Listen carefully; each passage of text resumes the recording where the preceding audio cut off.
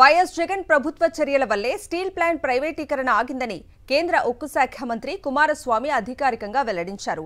నాటి వైఎస్ జగన్ ప్రభుత్వం steel plant ప్రైవేటీకరణను వ్యతిరేకిస్తూ అసెంబ్లీలో తీర్మానం చేసిందన్నారు.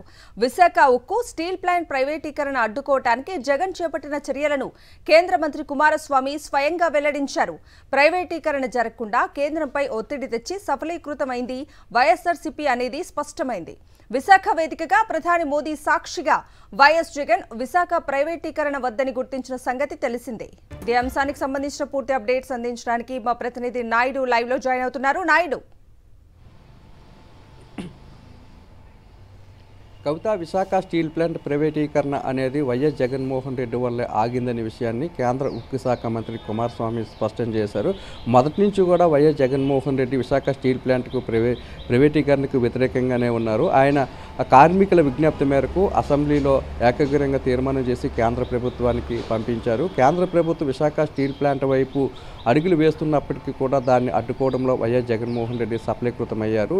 కరోనా సమయంలో విశాఖ స్టీల్ ప్లాంట్ను ప్రైవేటీకరణ చేయాలని కేంద్ర ప్రభుత్వం నిర్ణయించింది. 100% కూడా పెట్టుబడులు ఉపసంహరించుకోవాలని కేంద్ర కేబినెట్ నిర్ణయం తీసుకుంది. అప్పటి నుండి కూడా విశాఖ స్టీల్ ప్లాంట్ ప్రైవేటీకరణ వైపు అడుగులు వేస్తూనే ఉంది. అప్పుడు అధికారంలో ఉన్న YS Jaganmohan Reddy Visakha steel plant ప్రైవేటీకరణకు వ్యతిరేకంగా అనేక చర్యలు తీసుకున్నారు. వైఎస్ఆర్సీపీ కార్మికులు చేస్తున్న పోరాటానికి సంపూర్ణమైన మద్దతు ప్రకటించడమే కాకుండా విశాఖ ఎయిర్పోర్ట్లో కార్మికులు వైఎస్ జగన్మోహన్ రెడ్డిని కలిసి విశాఖ స్టీల్ ప్లాంట్ ప్రైవేటీకరణకు వ్యతిరేకంగా అసెంబ్లీలో తీర్మానం చేయాలని విజ్ఞప్తి చేశారు. కార్మికుల విజ్ఞప్తి మేరకు అసెంబ్లీలో ఏకగ్రీవంగా తీర్మానం చేసి కేంద్ర ప్రభుత్వానికి పంపించారు. అంతేకాకుండా విశాఖ స్టీల్ ప్లాంట్ ప్రైవేటీకరణ చేయొద్దంటూ ప్రధానమంత్రి నరేంద్ర మోడీకి 2 సార్లు లేఖ రాశారు. ఆ లేఖలో విశాఖ స్టీల్ ప్లాంట్ ప్రైవేటీకరణ జరగకుండా ఉండడం కోసం ఎటువంటి చర్యలు తీసుకోవాలన్న దాన్ని కూడా ఆ లేఖలో పేర్కొనడం జరిగింది. అంతేకాకుండా విశాఖ పర్యటనకు ప్రధానమంత్రి నరేంద్ర మోడీ వచ్చినప్పుడు బహిరంగ వేదిక మీద నుంచే YS Jaganmohan Reddy Visakha steel plant ప్రైవేటీకరణ చేయొద్దంటూ కూడా ప్రధానమంత్రి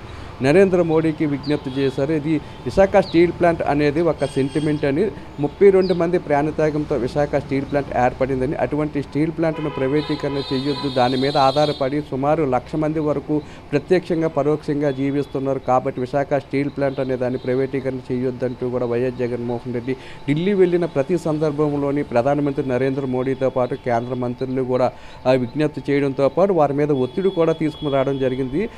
గత ముఖ్యమంత్రి వైఎస్ చొరవతోనే ఇంతవరకు స్టీల్ ప్లాంట్ ప్రైవేటీకరణ ఆగింది అనే విషయాన్ని నిన్న జరిగిన మీడియా సమావేశంలో కేంద్ర ఉక్కు శాఖ మంత్రి కుమారస్వామి స్పష్టం చేయడం కూడా జరిగింది. దీంతోనే వైఎస్ జగన్మోహన్ రెడ్డికి విశాఖ స్టీల్ ప్లాంట్ మీద ఎంత ప్రేమ ఉన్నదనే విషయం స్పష్టమవుతుంది. కార్మికులు కూడా అనేక సందర్భాల్లో మా ఉద్యమం ఎంత ఉధృతంగా జరుగుతుంది అంటే వైఎస్ జగన్మోహన్ రెడ్డి ప్రభుత్వం అందించిన సహాయ సహకారాలతోనే జరుగుతుంది. ఎక్కడ కూడా తమ మీద ఒక్క కేసు కూడా నడవలేదు. మా టెంట్లోకి ఒక్కసారి కూడా పోలీసులు అడుగు పెట్టలేదు. మా ఉద్యమానికి సంపూర్ణ సహాయ సహకారాలు అందిస్తున్నారు. అంతేకాకుండా వైఎస్ఆర్సీపీ ఎంపీలు విశాఖ స్టీల్ ప్లాంట్ ప్రైవేటీకరణకు వ్యతిరేకంగా పార్లమెంటు లోపల బయట పెద్ద ఎత్తున పోరాటం చేశారు. దాంతోపాటు స్టీల్ ప్లాంట్ కార్మికులు చేస్తున్న ప్రతి పోరాటంలో కూడా వైఎస్ఆర్సీపీ భాగస్వామ్యం అయ్యింది. అలాగే పార్టీకి సంబంధించిన సమావేశాల్లో కూడా విశాఖ స్టీల్ ప్లాంట్ ప్రైవేటీకరణకు వ్యతిరేకంగా తీర్మానాలు చేసి కేంద్ర ప్రభుత్వానికి పంపించారు. విశాఖ జీవీఎంసీ కౌన్సిల్ సమావేశంలో కానీ అలాగే జడ్పీ సమావేశంలో కానీ స్టీల్ ప్లాంట్ ప్రైవేటీకరణకు వ్యతిరేకంగా తీర్మానం చేసి కేంద్ర ప్రభుత్వానికి పంపించడం జరిగింది. మొట్టమొదటి రోజు నుంచి కూడా ఈ రోజు వరకు కూడా వైఎస్ఆర్సీపీ స్టాండ్ ఒకే విధంగా ఉంది. విశాఖ స్టీల్ ప్లాంట్ ప్రైవేటీకరణ జరగకూడదనేది మా విధానం, దానికే మేము కట్టుబడి ఉన్నామని చెప్పి వైఎస్ఆర్సీపీ నేతలు చేస్తున్నారు. అలాగే వైఎస్ జగన్మోహన్ రెడ్డి కూడా అనేక సందర్భాల్లో స్పష్టం చేసిన పరిస్థితి అయితే మనకు కనిపించింది. Kavitha. Right Naidu, thank you.